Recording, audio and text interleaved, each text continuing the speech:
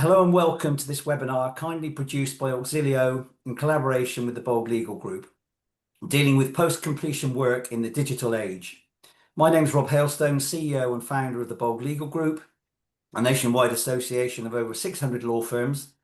Joining me today are Adil Hamid, Director at Auxilio, Joanna King, Product Manager with the TM Group, Roger Holden, Market Strategy and Customer Training Lead with HM Land Registry, and Simon Black, Director of Property Services at Taylor Rose. Panelists, welcome. Would you please now let's have a brief introduction from yourselves, starting with Adil, please. Thanks, Rob. I'm Adil Hamid, one of the directors at Auxilio. So we specialize in supporting law firms with conveyancing operations, particularly across title checking and post-completion. So I'm really pleased to be part of the discussion. This is an area that's changing quickly, especially with the Land Registry digital plans, which looking forward to hearing a bit more about. And yeah, it's a great time to talk about what's working in practice as well. So thank you for having me. Thanks, Adil. Joanna, please. Hi, I'm Jo King. I'm Product Manager at TM Group, also Legal and Compliance Lead. TM Group, we basically provide property searches and different tech solutions for conveyances that pretty much cover the entire end-to-end process. Post-completion services, and in particular integration with HMRC for SDLT submissions or integration with the Land Registry for AP1 submissions is one of the solutions that we offer our customers. So this is actually going to be quite a busy time for us moving forward. So I'm really looking forward to be part of this discussion. And yes, let's see where the discussion takes us. Okay, thanks for joining us, Joanna. Roger, please. Well, thank you for inviting us. My name is Roger Holden, and I have two wonderful teams at Land Registry. One is the market strategy team, which looks after customer propositions, whether they be large organizations, conveyancers of the high street, or citizens who are still sending in applications directly to us. And the other team I work with is the customer training team. And the customer training team is a team which tries to support the industry across every type of application type through training. And we provide a training hub, and we do live seminars and live webinars as well. So that's my role across those two areas about what does the customer need, but also supplying the support and the help to develop services to make sure that we can work directly with customers, whether they're professionals or citizens, to actually get the best out of their applications. And as ever, our desire is completing correct applications every time because they make life easier for everybody. Great, thank you, Roger. And last but not least, Simon. Yeah, afternoon, everybody. Thanks for inviting me. Yeah, so Simon Black, Technical Director of Residential Property at Taylor Rose. Really interested to have this discussion. I think we are hoping to be at the forefront of sort of tech revolution at Taylor Rose. We invest many, hundreds of thousands, if not millions of pounds into the tech that we utilise. So digital transformation is certainly high on the agenda. But my role specifically sits across all of our residential property fee earners. We're upwards now of 750 across the Taylor Rose brand, completing thousands of transactions a year. So relationship with the Land Registry, hugely important to us, especially, as you say, with those applications being completed nice and quickly, but also hopefully correctly and first time, which saves most of us a lot of grief and sort of further time that we can utilise elsewhere. So yeah, looking forward to it. Okay, thank you, Simon. Thank you, everyone. What a great panel. I'm sure the audience are excited to hear what you have to say. How is digital transformation accelerating at the Land Registry? And what opportunities do you see for investment in digital processes across the sector? It's great to be here today because one of the things that we've just released at the Land Registry is our new strategy 2025 plus, which is our perspective of how we are going to develop and build the Land Registry to support customers' needs going over the next 3 years.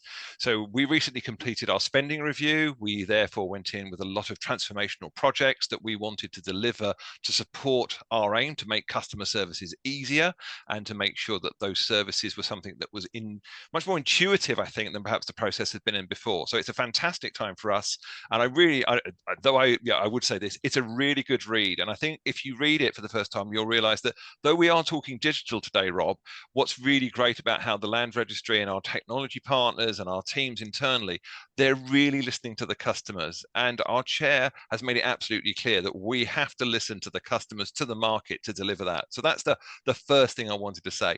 Second thing is, I think we all know about the benefits of automation and AI, about how that can make services easier. And listening to Simon, I'm sure that we have already spoken to you about the various ways that we are building in services and products into our partners who engage directly with us. And I'm sure, Joanne, you've had many discussions with our teams as well. So there's a lot of work going on there. I think the word that we're really focusing on right now is how do we validate data before it comes into the system? And I think that's the big digital forefront for us, because I talk about applications that are correct and complete, but if we do achieve that, the number of requisitions will reduce dramatically, because we won't be asking you, dare I say it, and never being a conveyancer, I always worry about saying this, the easier questions, getting the name right, getting the address right, making sure that the right documents are being attached. That's where I see our immediate digital approach, but also into automation of services. At the moment, my colleagues who do casework look at everything that comes through the organization.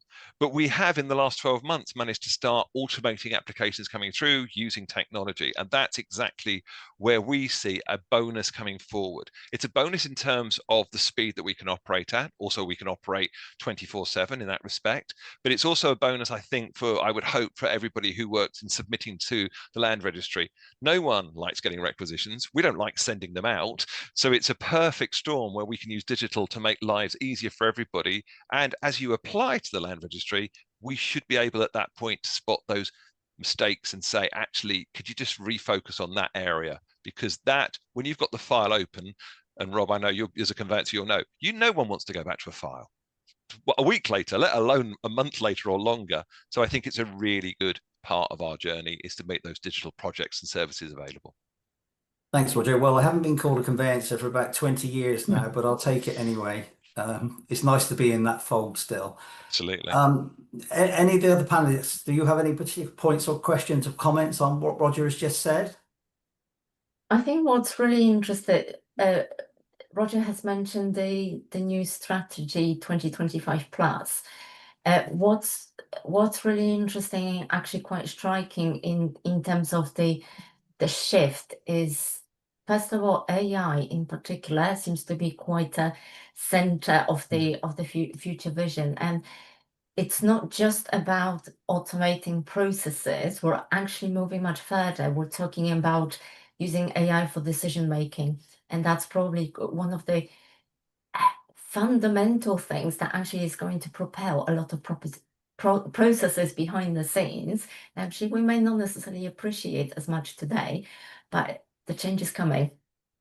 Okay, thank you. Anyone else? I've got another question for Roger. If not, no problem. Yeah, I think whilst we're talking about post-completion, I think we have a kind of a little motto internally, I guess, with our post-completion team. It's not necessarily post-completion problems that we have; it's almost pre-exchange problems. And I think what Roger you were alluding to with those minor discrepancies, or minor inverted commas, I guess, of the middle names being missing or a letter being different on the title to the transfer, is we should be able to spot those. We should be able to make sure they're correct before they go to the Land Registry. So yes, there's work the Land Registry are clearly doing, and it's all welcome. But I think also the main thing is, as conveyancers and as law firms dealing with 1,000 transactions we do every year, is also what we can do to help the Land Registry. And I think that's really important as well. So yeah, Simon, I'll just pick up on that. I think equally it's responsible on the Land Registry. That's why we have a customer training team. We're trying to supply, our advice on what we need to see, how we need to see it, but we're not just expecting it at the gateway. I think our responsibility to the process is in the supplying of anything that we can do in terms of checklists, of training, of access to our experts in our seminars, it's about creating that partnership. And it's lovely the way you talk about it, about it's not about this the relationship just as you submit. It should be a partnership which spreads right across that process, because I think the more we understand each other, the better we can build our services and move forward. It's not just digital. I think it's about getting that human part right as well. Yeah. I agree. Yeah, and I think just to add to what both Roger and Simon have just said, I think one of the areas that's really we find is quite often overlooked is the quality of the data and the documents that the firms hold. So, I mean, you can have the best tech in the world, but if the data isn't going in a consistent format, you're not going to get the full benefit, you know. So we've seen firms get great results just by tightening up naming conventions, version control, using consistent internal templates, and you know, we think those that invest in these good habits now will find that digital change much smoother. Yeah, okay. Thank you, Dill. So Roger, what should firms be aware of in terms of the timeline for mandatory API migration by 2026, and how are you supporting the transition? I think for people who work directly with our portal system, they don't need to worry too much about APIs, because APIs are basically a link between systems, to put it very simply. Yeah. I think for those companies that are directly linked in, so if they're using the TM group, or Simon, if you're directly into our systems, we're clear that we need to have the best services we can. So our API first strategy, firstly, is we're moving, well, this is getting a bit techie here, Joanne, so you better jump in and help me. But one of the things we're doing is we're moving to RESTful, which is a better AP infrastructure and the way we do things. So that's number one. And that means that we're having, hopefully, the best way of coding those relationships, of building those links, and building that between the land registry and anybody who wants to engage directly. There's a benefit there for everybody who doesn't click directly, because those APIs are going to be used to build the portal service as well. So rather than us having two systems, one that's at the portal and it's programmed one way, and a set of APIs that are programmed another way, again, we're coming down, we're streamlining into one set of technology. So I think that's really clear. To come back to our customer point, we've worked really clearly with customers. I think the great thing about the API project that we're running at the moment is how we're working directly with customers. We've got some early adopters now. So though we have, as you absolutely right said, Rob, we're looking to get everybody onto this new technology as soon as possible. And also we have put down a date that we would like people to no longer use the other APIs and move over. It's not a case where we have built it and we expect. We're building it in partnership with those early adopters. We're learning. We've built sandpits now. So if you are somebody who wants to look at APIs, there is a place for you to try in safety. And again, I think that's a very sort of distinct change within the land registry, that we're very keen to provide that security. Also, there's a team of people who will just talk API, and I think we're all absolutely clear that I'm not one of them, but that are there to support people like Simon and Joanne, who are more technically minded about, well, what can we do and what can't we do? And I would say the last thing is, and Simon and Joanne has backed me off this, the group, it's called the Business Gateway Group. So it's an internal group. But one of the things that they do, Simon and Joanne, is they actually have an ability to vote up what they would like the APIs to do next. And again, that's just so listening to our customers and actually aligning our needs. So that's where I think we're working in terms of what we're going and how we're moving forward. And last thing is, I don't think API is ever going to be stopped. I think it's a journey we're on together. And I think as an organization, again, that's another step forward in how we're thinking. Evolution can't just be a program that stops. APIs has to be a program that just continues to develop what we call modern casework, and how that works both in terms of technology, but also how the technology can call upon the expertise of the people who work here as well. So it's a really balanced approach about the best technology, but it's not going to be suddenly stopping. It's going to be evolving, but it also has the heart of the people, and the people that I think you will trust in terms of the way they review the work that comes in, really making sure that I don't want you to think they aren't part of the process. They are, but we're going to use technology as much as we can to streamline and make the most efficient work we can with our partners. Okay, thanks. Well, rather remarkably, we're nearly halfway through this first session. I've got a couple more points I'll just raise with you before we move on to Joanna. I'll try and roll these 2 points into one here. I think they make sense together. Enhanced pre-submission checks, such as API deed matching, are a major change. How will these improve accuracy and reduce errors in applications? And do you expect these changes to significantly reduce requisitions overall? and what outcomes are you hoping firms will see as a result? So let me start with an apology because I want to do this. The backlog, as you know, has been a major issue, and I think I think it's very important. Though I'm talking here about what we're doing now, I think I should admit and recognize the great patience that the industry has showed towards us on this, and it's not something we're happy with, and we want to move forward. But in terms of the APIs, I think it's an incredibly exciting time. If you use Portal now, those APIs are already in place. The validation is already in place and it's already working. If you're working with the API route, we have delivered all the APIs that we are going to use that match these, what we call administrative error checks. They're already in place. They're there. The technology is there. And then it's working with people like Joanne and Simon and their colleagues to see when they can fit to put them into the services. I think they'll address errors before they're submitted, which I think is good news for anyone.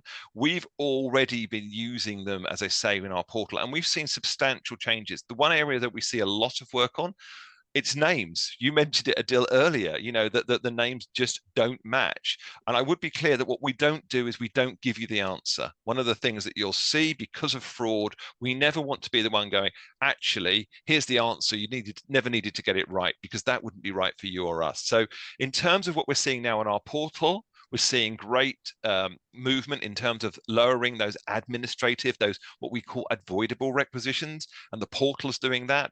For our business gateway customers, that's happening already, and I think, as you know, they are large conveyancers, so we're going to see a lot of reduction in those type of issues, and I think it'll only get better from then going forward. And as we do know, we publish requisition figures, we put them out there, and I think that it will be fantastic for the industry to start checking itself against those numbers and seeing them going down. But frankly, you don't want to keep score. Faster requisitions, more control over the requisitions because they go in, they're better, and you're saving money because you're not dealing with requisitions. We're not sending you requisitions. That will be the benchmark of when it's working or not because the requisitions have gone down, but because people like Simon and the clients of Joanne really feel that they're moving faster in the process of actually getting their houses or transfers or whatever they're doing onto the register as quickly as possible. That speed's, I think, going to be the benchmark of success. Okay, thanks, Roger. And thank you for mentioning the elephant in the room, the B word, very briefly. At least we've covered that off. Just very quickly then, finally, looking ahead, what practical steps can firms take now to prepare their teams and systems for these changes? I think there's two things they can do, and again, it breaks down into our two subsets. One, if you're working with the APIs, if you're a business gateway customer, you're going to be building technology. And I think as we don't know the steps and your technology flow intimately, that's going to have to be the people like Simon and Joanne working with their teams and how they build that offering. I think for the teams that are working on Portal where they're already in place, it's about not getting caught by those errors coming up and slowing down the process. So we have a complete list of all the things that we're now validating beforehand, and you can find that on our website. And also there is the training suite within the customer training hub. There is also the work that we do in terms of our seminars and things of that nature, because in the same way as when you work with other services, it shouldn't be something where we keep flagging, that's a mistake, that's a mistake, that's a mistake.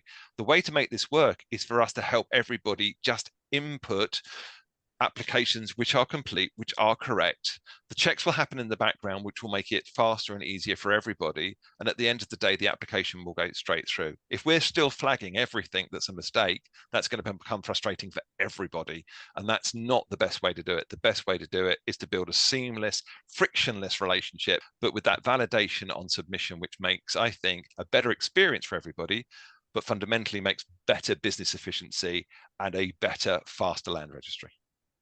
Okay, thanks, Roger. That makes a great first half of this webinar. If we could move on to Joanna, please. Joanna, with HM Land Registry rolling out mandatory digital checks, including API deed matching and AI tools by 2026, how should conveyancers adapt their post-completion processes, do you think? This is actually going to be quite a multi-layered process. I think, first of all, what might be really worth is just taking a step back to expand on what Roger has said earlier, just to give everybody a little bit of a better understanding of what is exactly the change that is coming. So first of all, as Roger has said, depending on how you lodge your AP1 submissions, you will actually see different things. So maybe if you're lodging directly on the portal, there may not be such a big shift immediately. For those customers who either are integrated directly with the Land Reg at the moment, or perhaps people like our customers who use our platform to lodge this digital AP1s. First of all, there will be a technical project. So all of the integrators will actually connect with the Land Registry through that magic channel that we call Business Gateway. We are going to have to migrate onto completely new APIs. So naturally, as part of this sort of like technical project, I'm pretty sure other providers will be doing similar things. We've definitely been very busy talking to our customers already to actually revisit some of the practice points in terms of their existing experience lodging digital AP1s, to be able to see, has the practice changed? Is there anything that we can do differently on our platform to actually ease that journey for them? So that's the sort of like what I call the technical project, essentially. But most importantly, from the law firm's perspective, there will be a much more tangible change for them coming. Again, both changes are earmarked towards October 2026.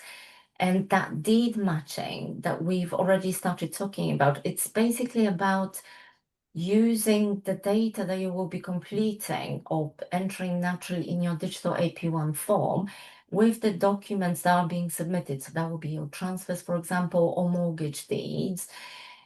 And what's important to know is that we will be using technology, which will be AI supported, to actually do these checking of the data at the point of submission. And what it really means in practical terms for the law firms is that if there are avoidable clear errors with the sort of like application makeup, your submission is not actually going to get through to the Land Registry. It's going to get stopped at the entry point. And this is really probably the most key thing for people to appreciate now, that where currently if your application has got some errors, you must still be able to lodge it. And you kind of like fix the errors once the submission has gone through. That's not going to be the case moving forward with those sort of like defined simpler errors. So actually the biggest shift here is moving that quality assurance process to much earlier in the process. And I think Simon touched on it earlier as well, that actually it's not just part of the actual post-completion process where your file is being handed over to the post-completion team most often. Here's the sort of like suite of documents, lodge it at the Land Reg, let me know what the ABR number will be, which is the HM reference. That's not going to be the case.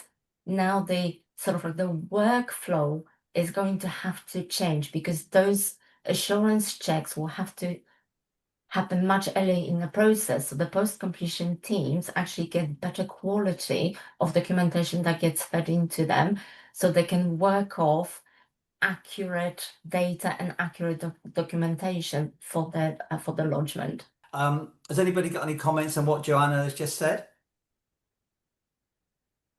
I think everything Joanna said, I think, is perfectly correct.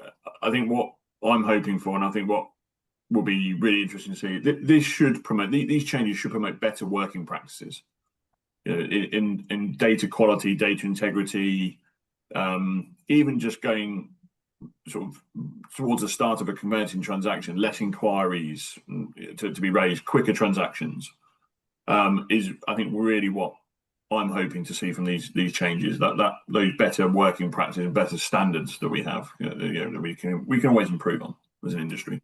Yeah, So you don't think by, if I'm listening to this correctly, understanding it correctly, getting all your ducks in a row earlier, and I'm not saying they're not in a row now, but they are normally, will that delay exchange in any way, do you think? It shouldn't do. I think as long as everyone's on the same page, which is somewhat difficult occasionally in conveyancing, but everyone has different views.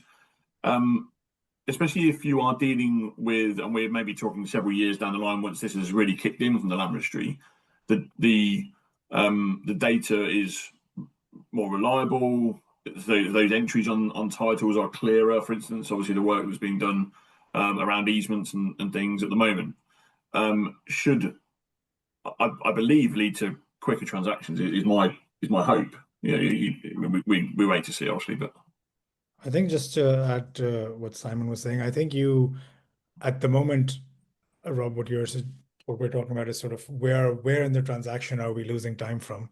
So if you're spending more time up front, getting everything together so that once it comes to the post-completion teams, they're able to submit first time, you're saving time there. But actually, what we're seeing at the moment is that once the file is handed over to the post-completion team, I'd say on average 20 to 30% are submittable first time, which is, I mean, obviously that's our experience of working with the clients we work with, but that's a very low number, right? So, if you can speed things up, getting all of those documents together and then find the efficiencies towards the end of the transaction process, i.e. when it gets to the post-completion teams, I think there's savings to be made in terms of time, actually.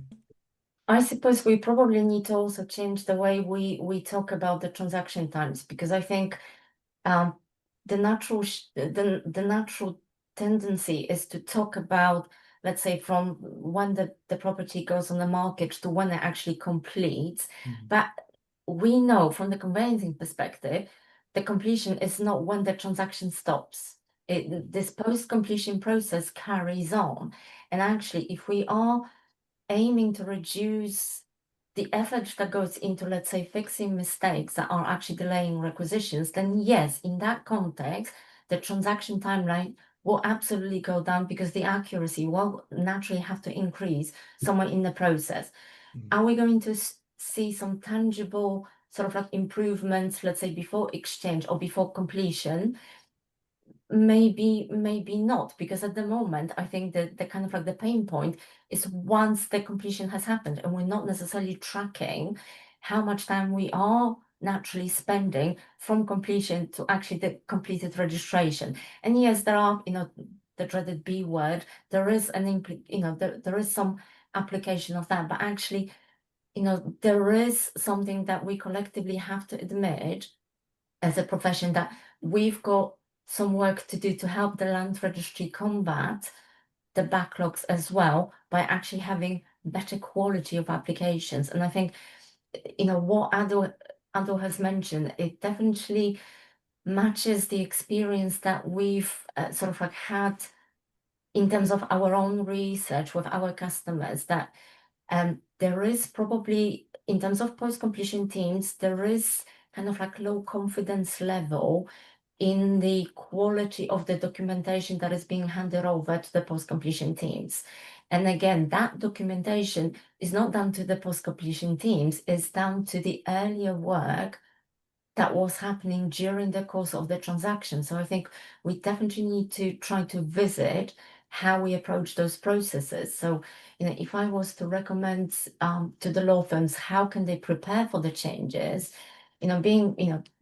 working in products, something like process mapping for me is a natural day-to-day tool. And actually that's probably where everybody really needs to go back to the drawing board, map out your entire process where there are some touch points with the documentation that actually feeds in the land registry application.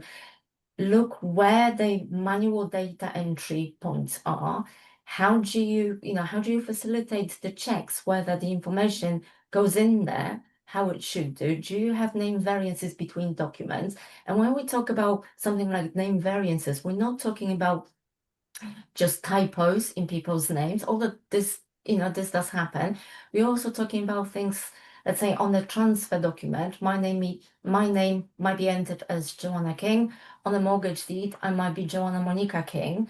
In the future, the software with the deed matching will start flagging these variances as an obvious error that will actually prevent the application from going through. So these are the things that we really need to start looking at as moving that kind of a quality assurance much earlier in the process. And I don't know, Simon might be able to sort of comment on this more, but a while back when the conveyancing protocol was updated, there was an introduction of the practice of exchanging the copy of the transfer document signed by the seller actually ahead of maybe exchange or definitely ahead of completion, just to check something like the execution clause.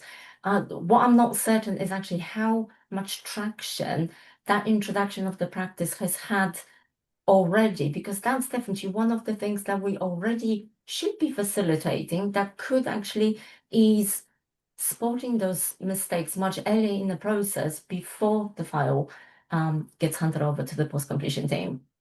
Thanks, Joanna. So thanks to you all. That concludes the first section of this webinar dealing with post-completion work in the digital age.